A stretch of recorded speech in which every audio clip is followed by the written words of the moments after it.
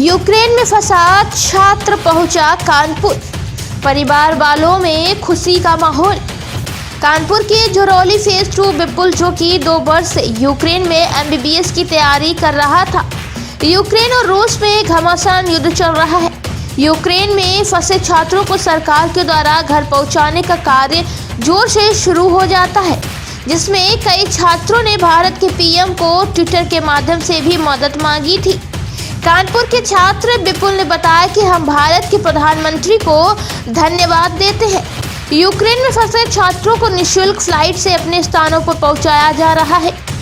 विपुल ने रूस और यूक्रेन के हो रहे हमले की पूरी आपबीती अपने परिवार को बताई।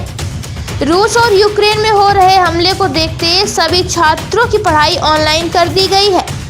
विपुल ने बताया, यूक्रेन में हमला होने से पहले सायरन बजाकर चेतावनी दे दी जाती थी कि सभी लोग अपने घरों पर हैं और बाहर ना निकले। रात में कर्फ्यू लगा दिया जाता था।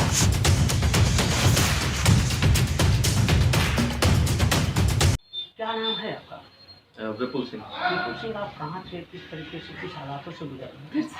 हम ओडिशा में थे, यूक्रेन के सिटी ओडिशा में, और वहाँ पे परिस्थितियाँ 24 तारीख से थोड़ा बिगड़ना चालू हुई, तो हम लोग ने डिसीजन लिया वहाँ से निकलने का।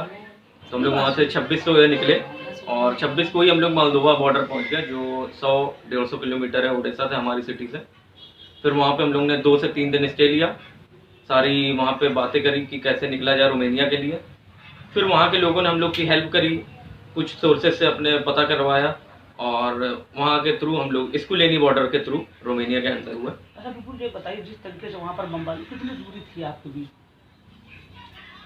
3 से 4 किलोमीटर होगा। मतलब हम लोग को सब दिखता था आसमान में, बट हम लोग को खतरा नहीं था, क्योंकि वो सब मिलिट्री बेस पे ही हमला हो रहा था और सिविलियंस के लिए ऐसा कोई खतरनाक बात नहीं थी। विपुल जी, वहाँ पर जब ये हालात बिगड़े तो क्या खाने पीने चीज की व्यवस्था सरकार की तरफ से आपको मिली लगातार बातें? जी, ओडिशा में तो हम लोग का अपना ही था कि हम लोग वहाँ पे राशन वगैरह खरीद के पहले से स्टॉक भर लिया था। उसके बाद जब हम लोग रोमेनिया एंटर कर गए हैं, तो वहाँ पे शेल्टर्स प्रोवाइड करवाए गवर्नमेंट में, उस पर सारा खर्चा गवर्नमेंट का था। अच्छा विपुल जी, कुछ मंत्रियों की टीम गठन की थी, कुछ मंत्री आपके लोगों के बीच जाएंगे, वहाँ पर आपको लाने की व्यवस्था। कौन से मंत्री आपके बीच पहुँचे थे? हमारे उधर एविएशन मिनिस्टर गए थे, ज्योतिरादित्य सिंधिया जी। वो हम लोग से बात भी करी, उन्होंने आके हमारी प्रॉब्लम समझी। उसके बाद फ्लाइट्स की जो क्वांटिटी थी वो बढ़ गई, 2-3 फ्लाइट जो दिन में आती थी अब 6 हो गई थी फ्लाइट, तो उसी के चलते जल्दी से जल्दी ज़्यादा बच्चे एक साथ इंडिया निकल सके। अच्छा, मुझे लगातार ये कहा जा रहा है कि सरकार पूरी तरीके से मदद कर रही है, और झंडा ले जाने वाली की बात है कि हमारे देश भारत का झंडा है, उसको लोग सम्मान दे रहे हैं, तो उस पर क्या कहेंगे आप? ये तो मेरे खुद आंखों के सामने की बात है, क्योंकि जितने भी मेरे दोस्त निकले, कुछ ने खुद की बस की, बट उस पर इंडियन फ्लैग था, तो इंडियन फ्लैग देख के कहीं पे भी किसी को रोका नहीं गया। आप कब वहाँ से रवाना हुए थे और कितने समय कानपुर आने में लगा, क्या महसूस करते हैं वाकई आप? 24 को मतलब हम लोग 26 को हम लोग ने ओडिशा छोड़ दिया था, और मैं आज यहाँ आया हूँ क्योंकि बीच में जो बच्चे पहले पहुँच गए थे उनको पहले अपॉर्चुनिटी मिली निकलने की, क्योंकि वो 3 दिन से वेट कर रहे थे फ्लाइट का, तो फिर उनके बाद हमें नंबर आया। बट अब सेफ फील कर रहे हैं। पहले वहाँ पे थोड़ा था कि जैसे सिविलियन पे हमला नहीं हो रहा, बट बाई चांस अगर हमला हो जाता तो हम लोग कुछ नहीं कर सकते वहाँ से। बट अब जब अपने घर आ गए, माँ बाप के पास है, तो सेफ है। तो अब तो वहाँ पर जो पॉइंट पे हमला हो रहा था, कोई आम जनमानस की कोई किसी तरीके से हमले में गिरफ्तार हुआ? जी, हमारे यहाँ पे उड़ीसा में तो ऐसा कुछ नहीं हुआ, सारे मिलिट्री बेसेस या आर्मी यूनिट पे ही हुआ था। बाकी और कुछ शहर हैं जहाँ पे थोड़े बहुत सिविलियंस को नुकसान पहुंचा है, लाइक खारकीव जैसे शहरों में।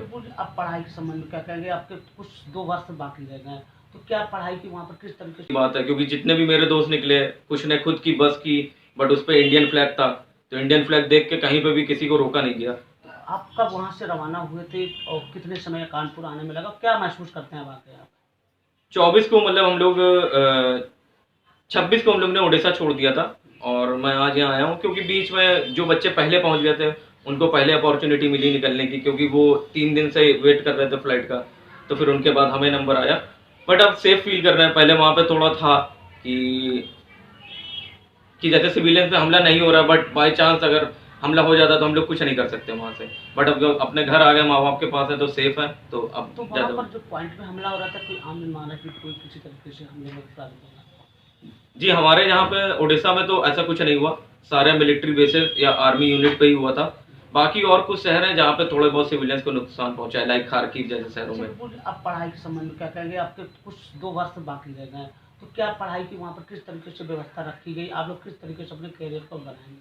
अभी तो यही बोला गया है कि फर्दर नोटिस तक हम लोग की ऑनलाइन क्लासेस चलेंगी। बाकी अगर वहाँ पे कुछ ज़्यादा अनहोनी होती है तो फिर वो उसके लिए अपडेट करेंगे। इसके पहले आप वहाँ रह रहे थे, तो क्या ऑनलाइन क्लासेस चल रही थी?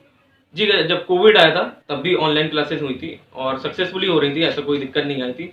बट अभी जब हम लोग गए थे यहाँ से अपना वेकेशन के बाद तो ऑफलाइन क्लासेस थी, फिर वॉर के समय उन्होंने फिर अच्छा, ऑनलाइन कर हमला दिया। हो रहा था, इसके दौरान किस तरीके से क्लासेस को लिया जा रहा था, नहीं लिया जा सेम ऑनलाइन पैटर्न पे हमले भी हो रहे थे, बट एडमिनिस्ट्रेशन की नोटिस थी तो हम लोग को क्लास अटेंड करनी थी, क्लास छोड़ नहीं सकते थे, तो हम लोग क्लास ले रहे थे। टीचर की भी मजबूरी थी क्योंकि वो ऑब्जेक्शन नहीं कर सकता एडमिनिस्ट्रेशन को। रहा? अच्छा, वहाँ से जब आप रवाना हुए, आपको हेलीकॉप्टर मिला, आपको फ्लाइट मिली, तो किस तरीके से आपको किराया पड़ा या खर्चा कुछ उठाना पड़ा, कहाँ उतरे थे आप?